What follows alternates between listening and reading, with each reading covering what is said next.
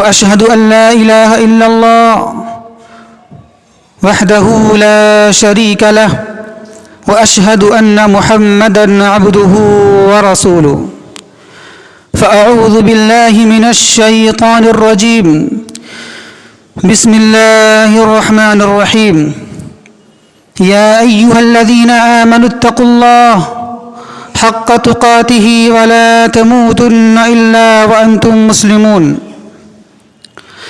يا أيها الناس اتقوا ربكم الذي خلقكم من نفس واحدة وخلق منها زوجها وبث منهما رجالا كثيرا ونساء واتقوا الله الذي تساءلون به والأرحام إن الله كان عليكم رقيبا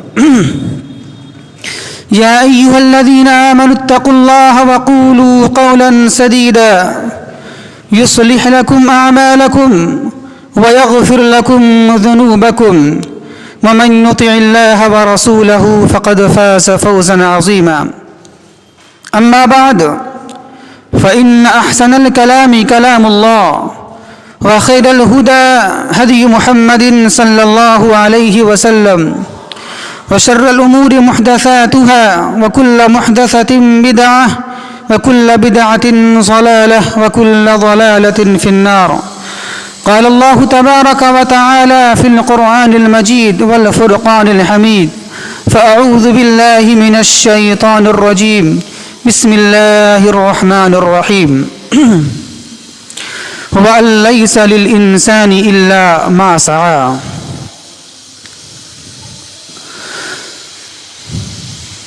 ساری کی ساری تعریفات و توصیفات اس اللہ رب العالمین کے لیے ہے جو ایک ہے، جس کا کوئی شریک نہیں، جس نے انسان کو انسانیت کی راہ دکھانے کے لیے، جس نے بندوں کو بندگی کی راہ دکھانے کے لیے انبیاء کرام کا سلسلہ جاری و ساری فرمایا، اور یہ سلسلہ چلتا رہا۔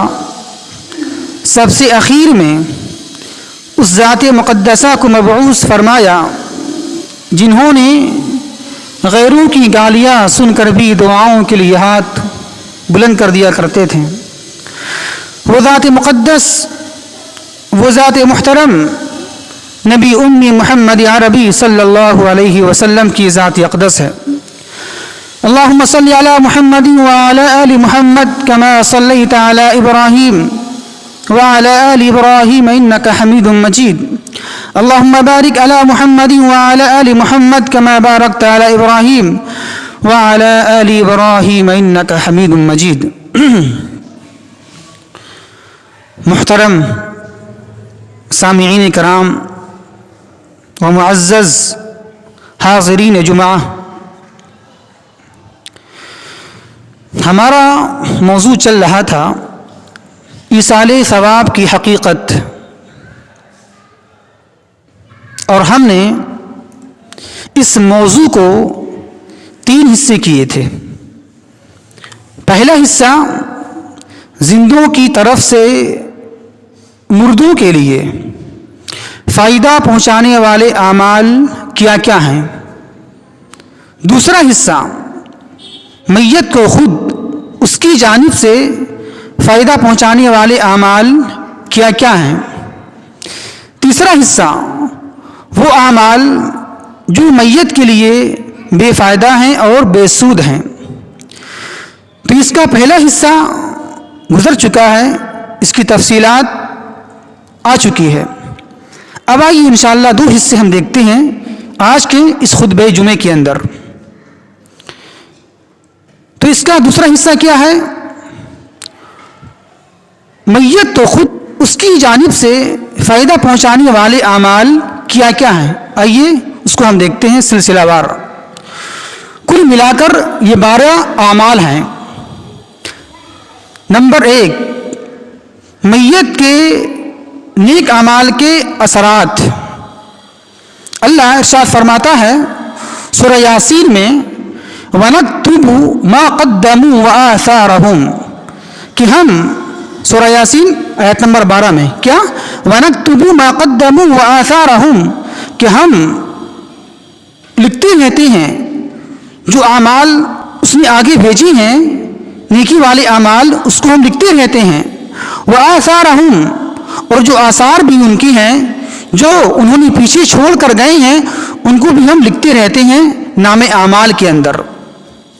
اس کی تفسیر میں علامہ ابن کثیر رحمۃ اللہ علیہ بیان فرماتی ہیں کہ انسان جو بھی عمل خود کرتا ہے اور جن کے اعمال کے اثرات انہوں نے پیچھے چھوڑ رکھی ہیں، اللہ تبارک و تعالیٰ ان ساری اعمال کو لکھتا ہے۔ اعمال جو خود کی ہیں وہ بھی لکھتا ہے اللہ تبارک و تعالیٰ، اور جن اعمال کے اثرات جو اپنے پیچھے چھوڑ کر چلے گئے ہیں اس اثرات کو بھی اللہ لکھتا ہے، اور اسی بنیاد پر فیصلہ ہوگا۔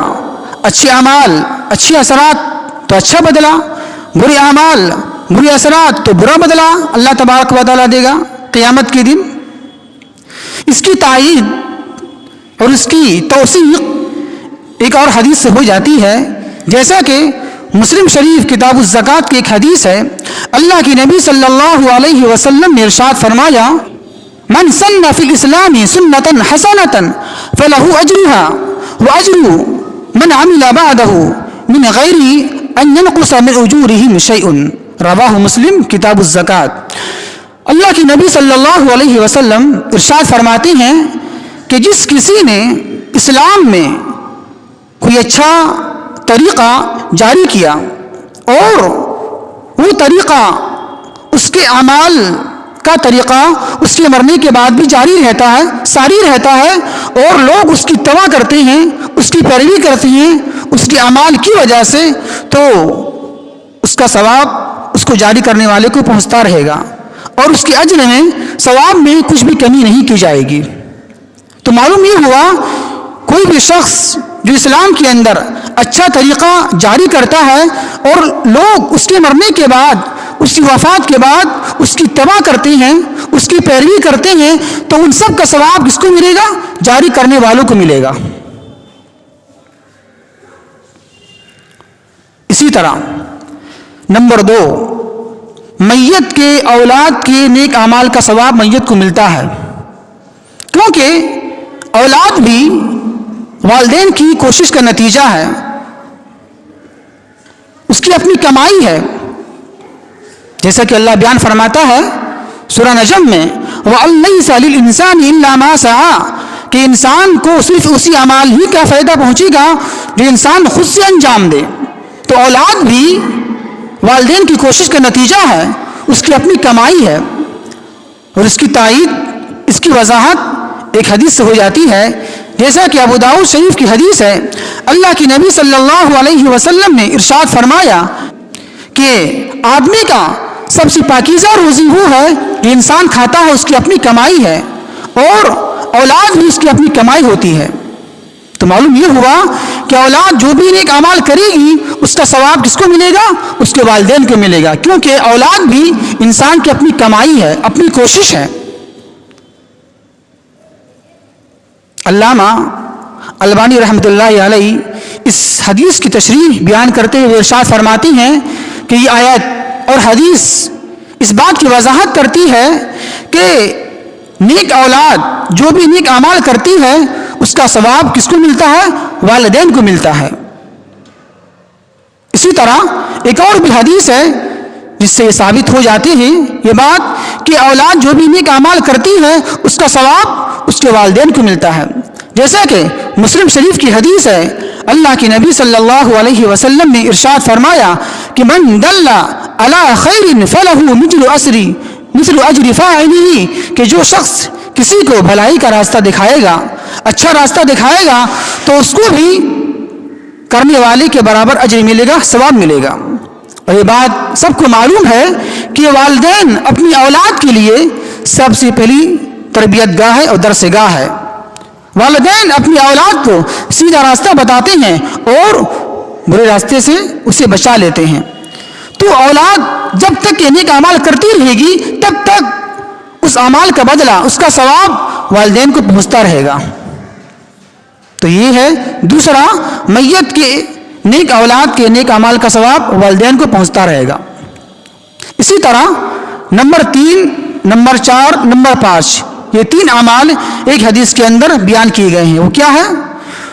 مسلم شریف کتاب الوصیہ کی ایک حدیث ہے، اللہ کی نبی صلی اللہ علیہ وسلم نے ارشاد فرمایا کہ اذا مات الانسان انقطع عنه عمله الا من ثلاثه الا من صدقة جاریة او علم ينتفع به او ولد صالح يدعو له۔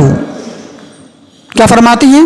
اللہ کے نبی صلی اللہ علیہ وسلم نے ارشاد فرمایا کہ جب ایک انسان مر جاتا ہے، وفات پا جاتا ہے، تو اس کے نیک اعمال کا سلسلہ منقطع ہو جاتا ہے، ختم ہو جاتا ہے، سوائے 3 اعمال ایسے ہیں جو اس کے مرنے کے بعد بھی جاری رہتا ہے۔ وہ کیا ہے؟ الا من صدقۃ جاریۃ، ایک ہے صدقہ جاریہ۔ صدقہ جاریہ سے مراد کیا ہے؟ صدقہ جاریہ سے مراد وہ عمل جو انسان اپنی زندگی میں خود کر جائے اور اس کی وفات کے بعد، اس کے مرنے کے بعد لوگ اس سے فائدہ اٹھاتے رہیں، اس سے فیضیاب ہوتے رہیں، جیسے مدرسہ بنا دینا، مسجد بنا دینا، مسافر خانہ بنا دینا، نہر کھدوا دینا، کنواں کھدوا دینا، پل بنا دینا۔ یہ سب کیا ہے؟ ایسا عمل ہے جو جاری رہنے والا ہے، تو یہ ختم نہیں ہوگا۔ تو یہ ہے پہلا عمل، الا من صدقۃ جاریہ، ایسا عمل جو جاری رہنے والا ہو۔ دوسرا عمل کیا ہے؟ او علم ينتفع به، وہ علم جو نفع بخش ہو، فائدہ بخش ہو۔ ایک عالم دین اپنی پیچھے علم چھوڑ جائے، کتاب کی شکل میں، تصنیف تالیف کی شکل میں، دروس کی شکل میں، خطبات جمعہ کی شکل میں، اور لوگ اس کے بعد، اس کے مرنے کے بعد اس سے فائدہ اٹھاتے رہیں، تو یہ ہے دوسرا، علم نافع چھوڑ دینا اپنے پیچھے۔ تیسرا کیا ہے؟ او ولد صالح يدعو له، وہ نیک اولاد جو مرنے کے بعد اس کے لیے دعائے خیر کرے۔ حالانکہ دعا ایک ایسا عمل ہے جو تمام مسلمانوں کی جانب سے میت کے حق میں قبول کی جاتی ہے، لیکن یہاں دعا کی قید لگانا اولاد کے ساتھ کس لیے ہے؟ حالانکہ دعا تو عموم ہے، جو بھی کرے قبول ہوگی میت کے حق میں، لیکن یہاں دعا کی قید لگا دینا اولاد کے ساتھ میں کیوں ہے؟ اس کی وجہ کیا ہے؟ تو یہ ترغیب کے لیے ہے، شوق دلانے کے لیے ہے، تاکہ اولاد اپنے والدین کے لیے زیادہ سے زیادہ دعائے خیر کرے، دعائے مغفرت کرے۔ جیسا کہ علامہ مناوی رحمۃ اللہ علیہ اس حدیث کی تشریح بیان کرتے ہوئے ارشاد فرماتے ہیں کہ اس حدیث پاک میں اولاد کی جو قید لگائی گئی ہے دعا کرنے کی، وہ اس لیے ہے، ترغیب کے لیے ہے، شوق دلانے کے لیے ہے، تاکہ اولاد اپنے والدین کے لیے زیادہ سے زیادہ دعائے خیر کرے، استغفار کی دعا کرتے رہے۔ یہ تو یہ ہے 5 اعمال۔ اسی طرح نمبر 6 سے لے کر نمبر 10 تک 5 اعمال ایک حدیث کے اندر بیان کیے گئے ہیں۔ وہ کیا ہے؟ نہر کھدوانا، کنواں کھدوانا، درخت لگانا، مسجد تعمیر کروانا، اسی طرح قرآن مجید کو وقف کر دینا۔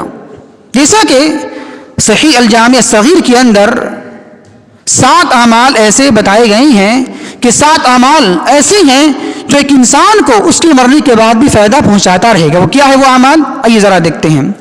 انس رضی اللہ تعالیٰ عنہ بیان فرماتے ہیں کہ اللہ کے نبی صلی اللہ علیہ وسلم نے ارشاد فرمایا کیا کہ سبع یجری للعبد اجرهن من بعد موته وهو في قبره من علم علما او قرأ نهرا او حفر بئرا او غرس نخلا او بنى مسجدا او ورث مصحفا او ترك ولدا یستغفر بعد موته۔ کیا فرماتے ہیں؟ اللہ کے نبی صلی اللہ علیہ وسلم بیان فرماتی ہیں کہ 7 اعمال ایسے ہیں جو ایک انسان کو اس کے مرنے کے بعد بھی اس کا فائدہ، اس کا ثواب پہنچتے رہتا ہے۔ وہ کیا ہے؟ پہلا، من علم علما، علم سکھانا۔ اسی طرح او کرا نہرا، نہر کھدوا دینا، او حفرا بیرن کنواں کھدوا دینا، او غرس نخلن درخت لگا دینا، پودا لگا دینا، اسی طرح او بنا مسجدن مسجد کو تعمیر کرا دینا، اسی طرح او ورث مصحفا قرآن مجید کو وقف کرا دینا، اسی طرح او ترک ولدن یستغفر بعد موتہ نیک اولاد چھوڑنا جو اس کے لیے بعد میں دعا کر رہے۔ تو یہ 5 اعمال ایسے ہیں، 7 اعمال جو ایک انسان کو اس کے مرنے کے بعد بھی فائدہ پہنچتا رہتا ہے اور اس کا ثواب ملتا رہتا ہے۔ 10 ہو گئے کل ملا کر۔ اسی طرح نمبر 11 ہے کہ اللہ کے راستے میں پہرہ داری کرنا، یعنی حالت جنگ میں مسلمانوں کے لیے پہرہ داری کرنا، دیکھ ریکھ کرنا۔ جیسا کہ مسلم شریف کی حدیث ہے، سلمان فارسی رضی اللہ تعالیٰ عنہ بیان فرماتے ہیں کہ اللہ کے نبی صلی اللہ علیہ وسلم نے ارشاد فرمایا، رباط یوم ولیلۃ خیر من شہر صیامہ وقیامہ، کہ اللہ کے راستے میں ایک رات اور ایک دن کی پہرہ داری کرنا یہ ایک مہینہ کے روزے اور ایک مہینہ کے قیام سے زیادہ بہتر ہے، زیادہ افضل ہے۔ اور جو شخص پہرہ داری کرتے ہوئے دنیا سے چلا گیا، اس کی موت ہو گئی، تو اس کا ثواب اس کے مرنے کے بعد بھی ملتا رہے گا، اور اس شخص کو، اس آدمی کو عذاب قبر سے بچا دیا جائے گا۔ اسی طرح ابو داؤد شریف کی حدیث ہے، فضالہ بن عبید رضی اللہ تعالیٰ عنہ بیان فرماتے ہیں کہ اللہ کے نبی صلی اللہ علیہ وسلم نے ارشاد فرمایا کہ میت کا ہر عمل ختم کر دیا جاتا ہے، بند کر دیا جاتا ہے، سوائے اس شخص کے جو شخص اللہ کے راستے میں پہرہ داری کرتا ہے، سرحد کی حفاظت کرتا ہے، نگرانی کرتا ہے کہ دشمن آنے نہ پائے۔ اگر وہ شخص اس میں مر گیا، دنیا سے چلا گیا، تو اس کے اعمال کا ثواب اس کو بعد میں ملتا رہے گا، جاری رہے گا، اور اللہ تبارک و تعالی اس عمل کی وجہ سے اسے عذاب قبر سے بچا دے گا، نجات دے دے گا اسے۔ یہ ہے 11واں عمل۔ اسی طرح نمبر 12 کیا ہے؟ پودا لگانا یا کھیتی کر دینا۔ بخاری شریف کی حدیث ہے، اللہ کے نبی صلی اللہ علیہ وسلم نے ارشاد فرمایا کہ ما من مسلم یغرس غرسا او یزرع زرعا فیأکل منه طیر او انسان او بہیمۃ الا کان به صدقہ، کہ جب کوئی مسلمان کوئی پودا لگاتا ہے یا کھیتی کرتا ہے، پھر اس کھیتی سے یا پودے سے فیأکل منه طیر، کوئی پرندہ کھا لیتا ہے، او انسان، یا کوئی انسان اسے کھا لیتا ہے، او بہیمۃ، یا کوئی جانور اسے کھا لیتا ہے، تو الا کان له به صدقہ، تو اسے ثواب پہنچے گا، یہ اس کے لیے صدقہ بن جائے گا۔ مرنے کے بعد بھی یہ سلسلہ جاری رہے گا، اس کا ثواب پہنچتا رہے گا، جب تک کہ اس کھیتی سے لوگ فائدہ اٹھاتے رہیں گے، اس کا ثواب جاری رہے گا۔ اسی طرح مسلم شریف کی حدیث ہے، اللہ کے نبی صلی اللہ علیہ وسلم نے ارشاد فرمایا کہ جو کوئی مسلمان کوئی پودا لگاتا ہے یا کوئی کھیتی کرتا ہے، پھر اس کھیتی سے یا پودے سے کوئی انسان کھا لیتا ہے، یا لوگ اس سے چوری کر لیتے ہیں، یا کوئی درندہ کھا لیتا ہے، کوئی پرندہ کھا لیتا ہے، تو ہر صورت میں اس کا ثواب اس کو لگانے والے کو پہنچتا رہے گا۔ اس نے کھیتی کیا ہے، اس نے وہ پیڑ لگایا ہے، درخت لگایا ہے، تو جب تک کہ اس درخت سے لوگ فائدہ اٹھاتے رہیں گے، اس کے سائے سے، اس کے پھل سے، اس کے پتے سے، تب تک کہ اس کا ثواب، اس کا اجر میت کو پہنچتا رہے گا۔ تو یہ ہے 12 اعمال ایسے ہیں جس کا ثواب ایک انسان کو اس کے مرنے کے بعد بھی پہنچتا رہے گا۔ اب آئیے اس کے بعد ہم چلتے ہیں اس کے تیسرے حصے کے جانب، یعنی وہ اعمال، ایسی اعمال جو میت کے لیے بے فائدہ ہیں، بے سود ہیں، اگر آپ کریں گے میت کے حق میں تو ثواب پہنچنے والا نہیں بلکہ بے فائدہ ہے اور وہ صحیح نہیں ہے۔ ایسے تو میت کے نام پر بہت سارے اعمال کیے جاتے ہیں، بہت سارے ہیں، اس کو ہم گنا نہیں سکتے ہیں، ہر محلے میں، ہر معاشرے میں الگ الگ طریقے سے ہیں، کتنا گنایا جائے، لیکن وہ اعمال جو بہت زیادہ مشہور ہیں عوام الناس کے اندر، بہت زیادہ رواج پا چکی ہیں، وہ کیا ہے؟ وہ 18 ہیں۔ وہ ان میں سے شروع کے 2 اعمال ایسے ہیں جو میت کے لیے بے فائدہ ہونے کے ساتھ ساتھ نقصان دہ بھی ہے. بے فائدہ تو ہے ہی، نقصان دہ بھی ہے، اور نقصان اسے پہنچے گا، اسے پریشانی لاحق ہوگی میت کو. آئیے ذرا دیکھتے ہیں وہ اعمال کیا ہیں. نمبر 1، نوحہ اور ماتم کرنا. نوحہ ماتم کرنے کی وجہ سے میت کو، مردے کو تکلیف ہوتی ہے، اسے عذاب دیا جاتا ہے قبر کے اندر. جیسا کہ بخاری شریف کتاب الجنائز کی حدیث ہے، اللہ کے نبی صلی اللہ علیہ وسلم نے ارشاد فرمایا کہ المیت یعذب فی قبرہ بما نیح علیہ، کہ میت کو اس کے قبر میں عذاب دیا جاتا ہے اس پر نوحہ کرنے کی وجہ سے، اس پر ماتم کرنے کی وجہ سے. اب یہاں پر سمجھنا چاہیے اس کا مفہوم کیا ہے، اس کا مطلب کیا ہے. کیا میت کو ہر صورت میں عذاب دیا جائے گا؟ کیا میت کو نوحہ کرنے کی وجہ سے عذاب دیا جائے گا ہر صورت میں؟ اس کا مطلب کیا ہے، اس کا مفہوم کیا ہے؟ تو علامہ البانی رحمۃ اللہ علیہ اس حدیث کی تشریح کرتے ہوئے بیان فرماتے ہیں احکام الجنائز کے اندر میں کہ یہ صورت خاص ہے، سب کے لیے نہیں، یہ صورت خاص ہے، عام نہیں ہے. یہ کس لیے ہے؟ یہ اس کے لیے ہے کہ جو انسان یہ وصیت کر جائے اپنی زندگی میں کہ میری مرنے کے بعد، میری وفات کے بعد نوحہ ماتم کیا جائے گا تو اسے عذاب دیا جائے گا. اسی طرح جو انسان جانتا ہے کہ مرنے کے بعد، میری وفات کے بعد لوگ ماتم کریں گے، لوگ نوحہ ماتم کریں گے، روئیں گے، چلائیں گے، چیخیں گے، اگر وہ منع نہ کرے، وصیت نہ کرے کہ ایسا نہ کرنا، تو اسے عذاب ہوگا. یہ 2 صورت ہے عذاب ہونے کی. تو خاص، یہ عام نہیں بلکہ خاص ہے. اگر آپ نصیحت نہیں کریں گے، وصیت نہیں کریں گے آپ کہ ہاں نوحہ ماتم نہ کیا جائے، تب اس میت کو عذاب دیا جائے گا قبر کے اندر میں. یہ ہے پہلا عمل جو نقصان دہ ہے اور بے فائدہ بھی ہے. دوسرا عمل برا طریقہ ایجاد کرنا، یعنی کوئی شخص ایسا طریقہ رواج دلا دے، ایجاد کر دے جو شرعاً ناجائز ہو، حرام ہو. اگر وہ سلسلہ اور جاری رہتا ہے، اس کے مرنے کے بعد بھی لوگ اس کی تباہ کرتے ہیں، پیروی کرتے ہیں اس بری عمل کو، تو اس کا سارا بوجھ کس پر جائے گا؟ جاری کرنے والے کو جائے گا. جو جاری کیا ہے پہلے آدمی نے، جو گناہ کو، جو طریقہ کو، تو سارا بوجھ کرنے والے پر جائے گا. جیسا کہ مسلم کی حدیث ہے کتاب الزکوٰۃ کی، اللہ کے نبی صلی اللہ علیہ وسلم بیان فرماتے ہیں کہ من سن فی الاسلام سنة سیئة کان علیہ وزرها ووزر من عمل من بعده من غیر ان ينقص من اوزارهم شیئا.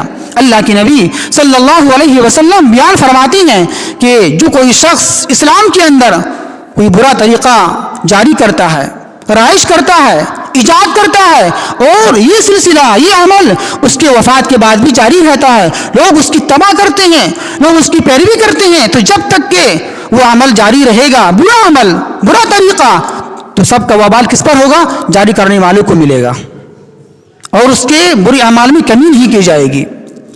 اسی طرح اس حدیث کی تائید ایک اور حدیث سے ہو جاتی ہے، جیسا کہ بخاری شریف کتاب احادیث الانبیاء کی حدیث ہے. اللہ کے نبی صلی اللہ علیہ وسلم بیان فرماتے ہیں کہ جب کوئی انسان اس زمین کے اوپر ناحق قتل کیا جاتا ہے، مارا جاتا ہے، تو اس کا وبال، اس کا بوجھ، اس کا گناہ سب سے پہلے حضرت آدم کے پہلے بیٹے قابل پر جاتا ہے، کیونکہ اسی نے قتل کی شروعات کیا تھا، قتل کی ایجاد کیا تھا. تو معلوم یہ ہوا ہر وہ طریقہ جس نے ایجاد کیا ہو اور اس کی وفات کے بعد بھی وہ سلسلہ جاری رہتا ہے، لوگ اس کی تباہ کرتے ہیں، پیروی کرتے ہیں، تو سارا گناہ کس پر ہوگا؟ جاری کرنے والوں کو ملے گا. تو یہ ہے دوسرا عمل جو میت کے لیے بے فائدہ بھی ہے اور نقصان دہ بھی ہے.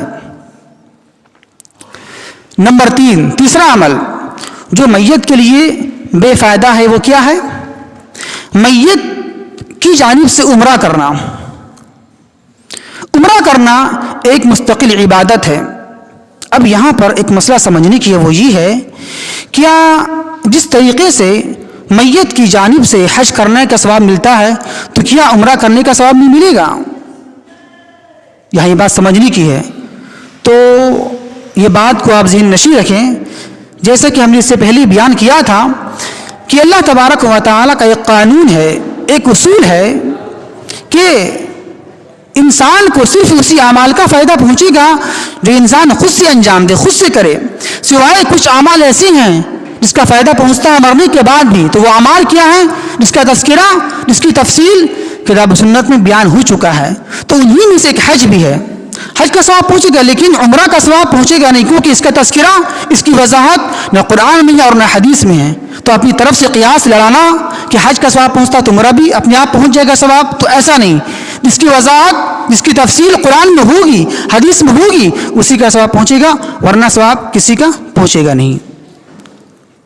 اسی طرح نمبر 4، میت کی جانب سے فرض روزوں کی قضا کرنا۔ میت کی جانب سے نظر کا روزہ پورا کرنا یہ تو ثابت ہے، جیسا کہ حدیث آ چکی، اس سے پہلے آپ کے سامنے نظر کا روزہ پورا کرنا یہ ثابت ہے، لیکن فرض روزہ پورا کرنا، رمضان کے روزے پورا کرنا یہ ثابت نہیں ہے۔ یہاں بھی وہی اصول فٹ کرنا ہے، قاعدہ فٹ کرنا ہے کہ اللہ نے یہ کہا ہے، اللہ کا اصول ہے، اللہ کا اقام قاعدہ ہے کہ انسان کو صرف اسی اعمال کا فائدہ پہنچے گا تو انسان خود سے انجام دے، خود سے کرے، سوائے کچھ اعمال ایسے ہیں جو انسان کو مرنے کے بعد بھی فائدہ دیتے رہے گا، لیکن اس کا تذکرہ کہاں ہونا چاہیے؟ قرآن کے اندر، حدیث کے اندر ہونا چاہیے، لیکن اس کی تفصیل، اس کی وضاحت نہ قرآن میں ہے اور نہ حدیث کے اندر ہے کہ فرض روزوں کی قضا کیا جائے، اس کی تفصیلات حدیث کے اندر نہیں ہے، تو اس کا ثواب پہنچے گا نہیں مردوں کو۔ یہ ہے چوتھا عمل۔ اسی طرح 5واں عمل بڑا لمبا ہے، 18 یہ اعمال ہیں جس کا فائدہ میت کو پہنچتا نہیں ہے، وہ کیا ہے؟ اسی طرح 5واں اعمال یہ ہے کہ قبر کے اوپر پھول وغیرہ یا ٹہنی لگانا عذاب میں کمی کے لیے، عذاب میں تخفیف کے لیے۔ یعنی کچھ لوگ ایسے ہیں جس کا عقیدہ نظریہ یہ ہوتا ہے کہ اگر آپ پوچھیں گے آپ لوگوں سے کہ آپ پھول کیوں چڑھاتے ہیں بھائی، تو یہ دلیل پیش کریں گے وہ کہ دیکھو اللہ کے نبی صلی اللہ علیہ وسلم جب 2 قبر کے پاس سے گزر رہی تھی تو عذاب انہیں دیا جا رہا تھا، تو اللہ کے نبی صلی اللہ علیہ وسلم نے ہری ٹہنی کو گاڑ کر، اکھاڑ کر وہاں گاڑ دیا، لگا دیا، اور یہ کہا جب تک کہ یہ ہری رہے گی تب تک کہ اس کے عذاب میں تخفیف ہوتی رہے گی۔ تو یہ دلیل پیش کرتے ہیں وہ لوگ جو پھول وغیرہ چڑھاتے ہیں مزار پر، تو یہ دلیل نہیں ہے، بلکہ یہ عمل نبی کے لیے خاص ہے۔ اللہ کی نبی صلی اللہ علیہ وسلم نے جو کیا تھا وحی کی بنیاد پر کیا تھا، آپ کیسے کریں گے؟ آپ کو کون بتانے والا ہے کہ آپ پھول چڑھائیے آپ یا آپ ٹہنی ڈالیے؟ تو یہ عمل صرف نبی کے لیے خاص ہے، وہ دلیل آپ کی چلی گئی نہیں۔ تو یہ پھول وغیرہ چڑھانا یا ٹہنی گاڑ دینا تو یہ عمل بیکار ہے اور بے سود ہے میت کے لیے، مردے کے لیے۔ اسی طرح نمبر 6، مرنے کے بعد میت کے سامنے بیٹھ کر سورہ یاسین کی تلاوت کرنا، اس سے بھی فائدہ ہونے والا نہیں ہے۔ لوگ تلاوت کرتے ہیں سورہ یاسین کی مرنے کے بعد میت کے سامنے بیٹھ کر، تو یہ بھی عمل بھی فائدہ ہے اور بے سود ہے، اس کا ثواب پہنچنے والا نہیں ہے، یہ عمل غلط ہے، بدعت ہے۔ اسی طرح نمبر 7، جس کا عقیدہ کافرانہ ہو، مشرکانہ ہو، اس کی نماز جنازہ پڑھنا۔ یعنی اگر مسلمان کے اندر بھی ہوں لیکن اس کا عقیدہ اچھا نہ ہو، کافرانہ ہو، مشرکانہ ہو، اس کا عقیدہ اچھا نہ ہو، وہ سجدہ کرنے والا ہو غیر اللہ کے سامنے، مرادیں مانگنے والا ہو غیر اللہ کے سامنے جا کر، تو اب اگر وہ مر جائے گرچہ وہ آپ کا بھائی کیوں نہ ہو تو اس کی نماز جنازہ پڑھنا ثابت نہیں ہے، لاکھ پڑھ لیں آپ، اس کو ثواب پہنچنے والا نہیں ہے۔ جیسا اللہ بیان فرماتا ہے 10 باری کے اندر میں منافقین کے تعلق سے کہ ان تستغفر لهم او لا تستغفر لهم ان تستغفر لهم 70 مرة فلن يغفر الله لهم، اے میرے محبوب، اے میرے نبی صلی اللہ علیہ وسلم، آپ استغفار کریں یا نہ کریں منافقین کے حق میں قبول ہونے والا نہیں ہے، فائدہ ہونے والا نہیں ہے۔ اور اے میرے نبی صلی اللہ علیہ وسلم، اگر آپ 70 مرتبہ بھی استغفار کریں گے اس منافقین کے لیے تو پھر بھی اللہ اسے معاف کرنے والا نہیں ہے۔ تو پتہ اس سے ہی چلا جو منافقین ہو، جو کافرین ہو، جو مشرکین ہو، جس کا عقیدہ، جس کا نظریہ کافرانہ ہو، مشرکانہ ہو، ملحدانہ ہو، لاگ آپ اس کی نماز جنازہ پڑھ لیں، کچھ فائدہ ہونے والا نہیں ہے، کیونکہ کافر کے لیے، مشرک کے لیے دعائے خیر کرنا، استغفار کی دعا کرنا، دعائے رحمت کرنا اس کے لیے ثابت نہیں اور غلط ہے یہ۔ اسی طرح نمبر 8، جنازے کے بعد فوراً دعا مانگنا۔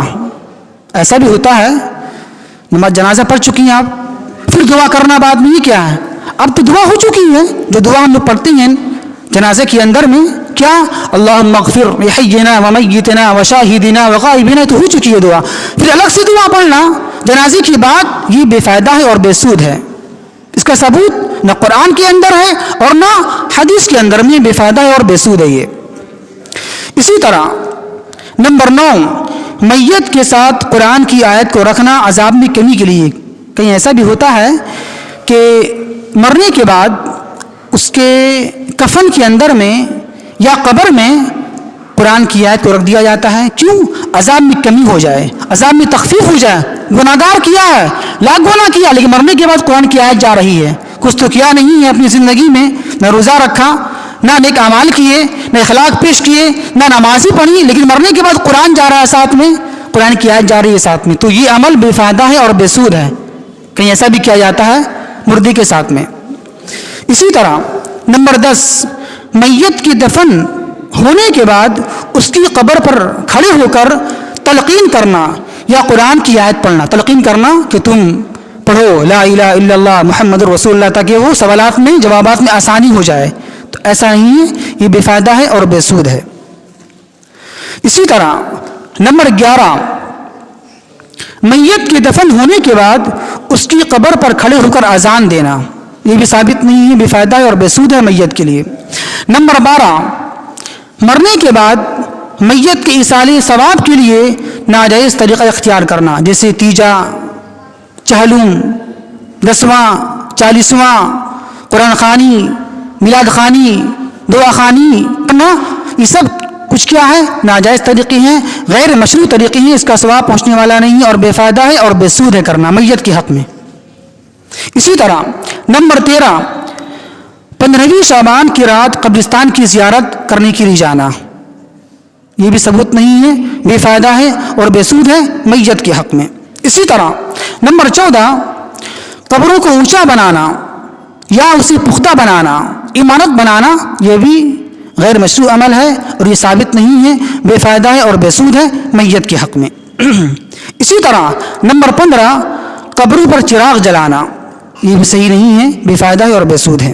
اسی طرح نمبر 16, قبروں پر چادر چڑھانا, یہ بھی غلط عمل ہے اور بدعتی عمل ہے, یہ شرکیہ عمل ہے. اسی طرح نمبر 17, قبروں پر مجاور بن کر بیٹھنا, یہ بھی غلط عمل ہے, کوئی فائدہ ہونے والا نہیں ہے, نہ قبرستان کے لیے نہ مردوں کے لیے. اسی طرح نمبر 18, جنازہ اٹھاتے ہوئے بلند آواز سے ذکر کرنا یا کلمہ شہادت پڑھتے رہنا, اشہدو ان لا الہ الا اللہ واشہدو ان محمدا عبدہ ورسولہ. تو یہ 18 اعمال ایسے ہیں جو میت کے لیے بے فائدہ ہیں اور بے سود ہیں. آپ اس کے لیے گرچہ کرتے رہیں, کوئی فائدہ ہونے والا نہیں ہے اور ثواب پہنچنے والا نہیں ہے. تو یہ ہے ہم نے جو بیان کیا ہے کہ میت کی ایصال ثواب کی حقیقت کیا ہے. اس کے 3 حصے آ چکی ہیں. پہلا حصہ کی وضاحت ہو چکی ہے کہ میت زندوں کی طرف سے مردوں کے لیے فائدہ پہنچانے والے اعمال کیا کیا ہیں, اس کی وضاحت پچھلے ہفتے آ چکی ہے. اور اس ہفتے 2 حصے آ چکی ہیں کہ وہ اعمال جو میت کی طرف سے کیا جائے خود تو وہ فائدہ پہنچے گا, اور تیسرا وہ حصہ جو اعمال جو میت کے لیے بے فائدہ ہیں اور بے سود ہیں, اس کی وضاحت آپ کے سامنے آ چکی ہے. اللہ سے دعا ہے کہ اللہ تبارک و تعالی ہمیں صحیح سمجھ کے توفیق عطا فرمائے. وما توفیقی الا باللہ انہ تعالی جواد کریم ملک بر رؤوف الرحیم.